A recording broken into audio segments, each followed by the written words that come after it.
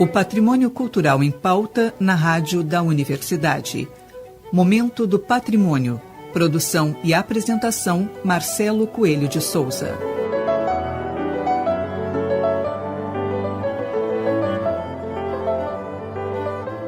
Boa noite, ouvintes. O Momento do Patrimônio de hoje continua o bate-papo com o representante do escritório da Regional Sul do Ministério da Cultura, Álvaro Franco. Seguimos conversando sobre as políticas e mecanismos do MINC voltados para o patrimônio histórico e cultural, material e imaterial.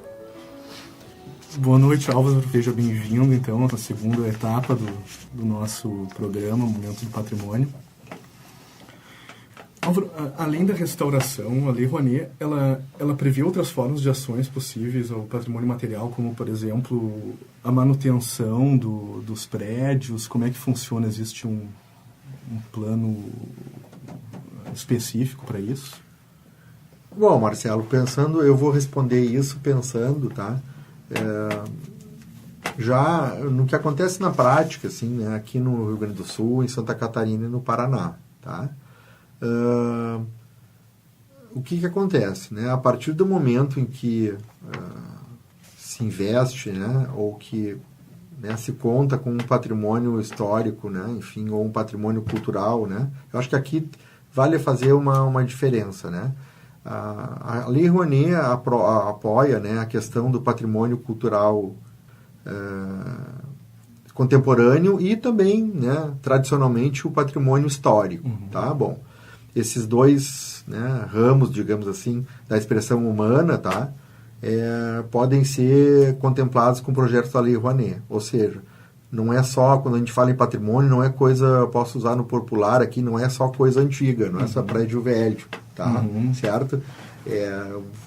No outro programa a gente falou sobre o Museu da Manhã, e aqui em Porto Alegre, por exemplo, falamos do Museu da Manhã no Rio de Janeiro, mas aqui no estado do Rio Grande do Sul, nós temos, por exemplo, o Instituto Ling, nós temos o Iberê Camargo, né? Bom, que são estruturas novas, certo? Bom, e que são apoiadas também, tá? Pela Lei Rouanet, tá? No caso do Iberê, por projetos de patrimônio durante um tempo, até a sua conclusão, né? Bom, no Paraná nós temos um exemplo tradicional, que é um dos mais destacados, das mais destacadas instituições culturais, que é o Museu Oscar Niemeyer, né? Que é um espaço multiuso, assim, né? Bom, e em Santa Catarina nós temos o Centro de Cultura, né, da Fundação Catarinense de Cultura, que é um prédio também moderno, tá? Bom, então, assim, a Lei Rouanet, né, no que diz respeito ao patrimônio, depois que esse projeto está pronto, está conservado, ele pode estar sempre sendo usado, sempre se pode recorrer à Rouanet para melhor qualificar o espaço, para comprar um ar-condicionado, né, para dotar de cadeiras melhores, enfim, de tudo aquilo que a cidadania entender que é uma evolução. Mas, Marcelo, digamos, na produção da cultura, né, certo, e desses espaços, existe uma oportunidade que se chama Plano Anual de Atividades, em que ali se contempla recursos para os dois lados da atividade, digamos, de um museu. O lado, digamos assim, da sua manutenção, do seu custo de abrir e fechar, da sua conta de energia, enfim, né, da sua equipe de segurança, da sua equipe de limpeza e até da sua, digamos, de sua equipe técnica, quanto, digamos assim, recursos para a realização de atividades culturais, né, exibição de coleções, programação de música, teatro e dança, né, bom. E aqui, de novo, né, eu falo aqui no nosso estado, que é o Rio Grande do Sul, em que, por exemplo, muitas instituições de cultura fazem uso, inclusive aquelas que fazem, digamos assim, que compõem um elenco de prédios tombados, como, por exemplo, nós temos aqui, Marcelo, o Plano Anual de Atividades, que contempla, por exemplo, um patrimônio que é misto, né, que é um patrimônio contemporâneo, ao mesmo tempo que é um patrimônio histórico, que é o Centro Cultural da Santa Casa, né, que utiliza, né, a lei para levar adiante a sua programação, né, certo? que contempla aí várias áreas da cultura. Então, eu acho que a lei é bastante abrangente, assim. Ela proporciona a recuperação de um espaço público, né, de um espaço cultural, histórico, tombado. A lei pode proporcionar a construção de um novo espaço, como, por exemplo, recentemente está sendo feito ali na Sala da Música da OSPA. E, indo além, né, a lei pode ser utilizada para manutenção anual, né, certo?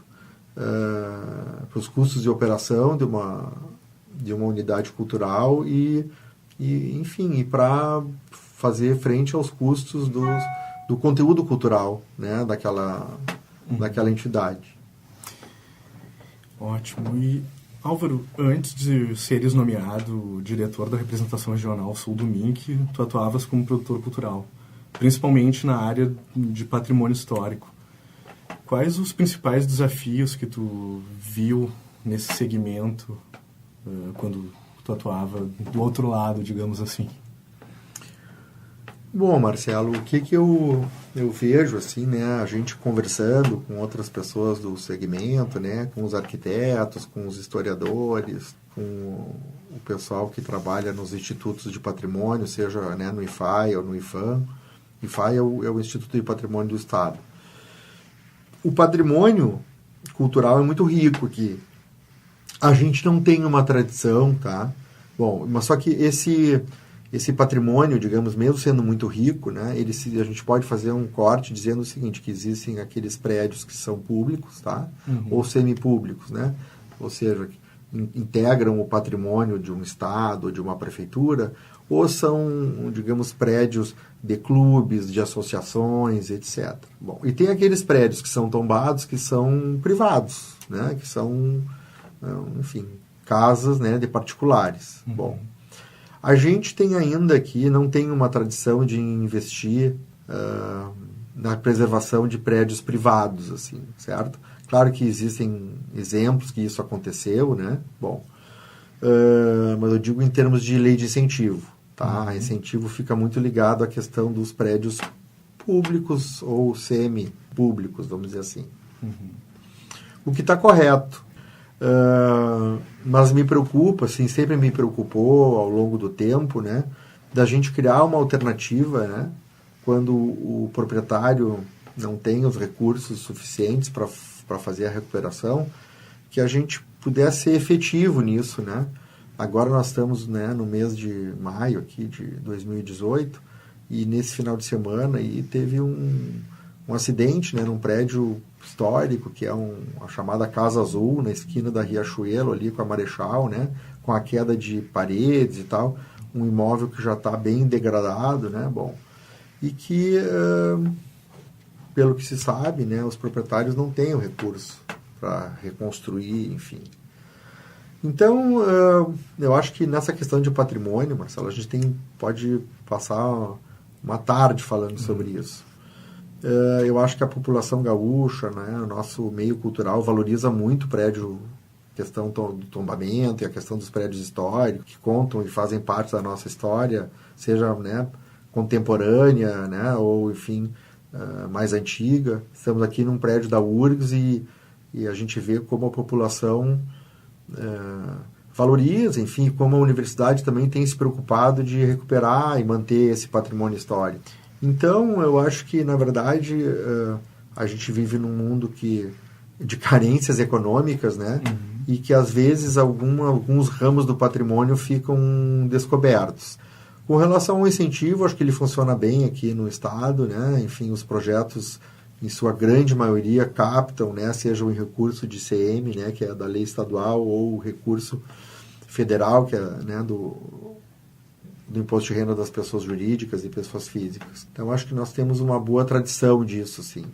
Eu acho que nós temos que evoluir na preservação do prédio histórico, do prédio tombado, quando ele não é público.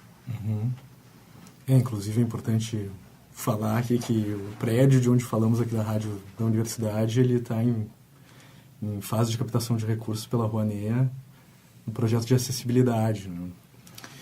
E, Álvaro, o que tu diria assim, por que investir em patrimônio histórico? Bom, Marcelo, vamos pensar assim, ó, vou olhar sobre o tempo, sobre a ótica do incentivo, tá?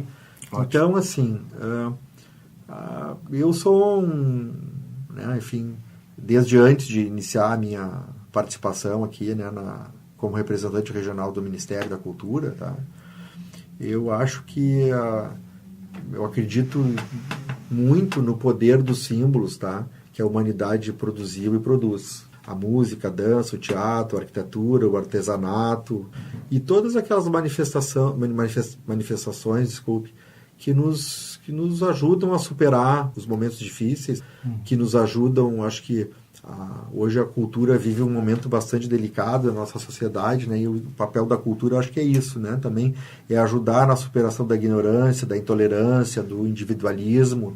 Tenho certeza que a cultura, ela proporciona, sobretudo, convivência, exercício das nossas liberdades, né? Dos nossos direitos, a evolução do pensamento e da moral, né? Acho que isso é a grande contribuição da cultura.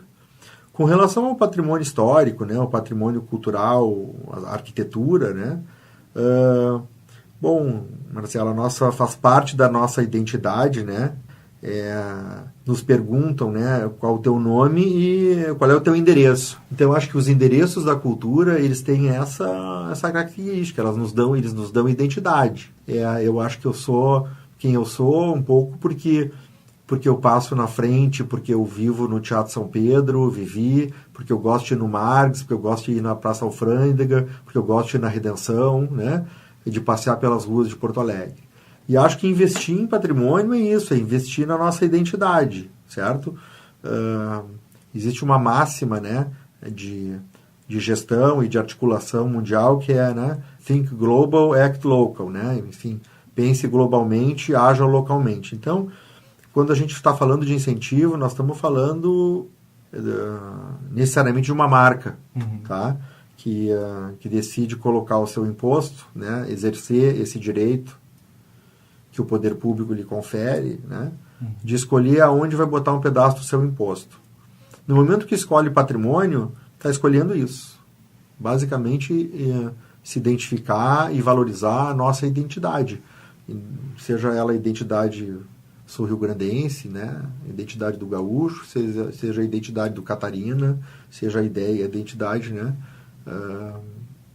Do paranaense e de todas as iniciativas do Brasil, né? Quer dizer, eu acho que tem coisas tem prédios e patrimônios que tem uma representação local e tem outras que tem uma representação nacional.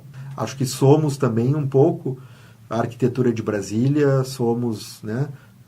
O jeito de ser do Vale do Anhangabaú. Eu acho que tudo isso compõe a nossa identidade como povo, como sociedade e como história. E eu acho que esse é o desafio das marcas, né? Apoiar também esses endereços culturais, essa nossa identidade. Ótimo, perfeito. Álvaro, mais uma vez, muito obrigado pela presença e boa noite. Boa noite, Marcelo.